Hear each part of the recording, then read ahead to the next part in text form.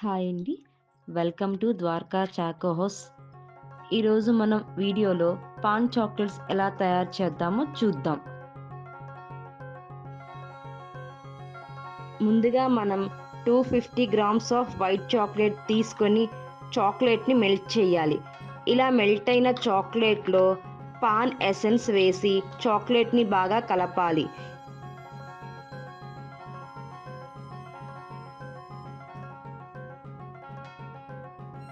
తర్వాత మనం ఒక చాక్లెట్ మౌల్డ్ తీసుకొని దానిలో డ్రైడ్ పాన్ వేయాలి.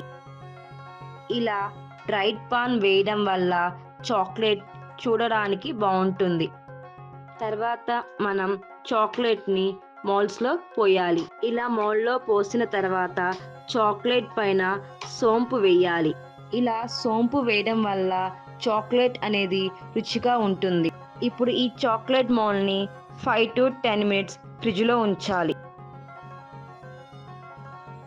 పాన్ తినేవాళ్ళు ఈ చాక్లెట్ని చాలా బాగా ఇష్టపడతారు. ఈ చాక్లెట్ టేస్ట్ చాలా బాగుంటుంది. Super tasty paan chocolates are ready.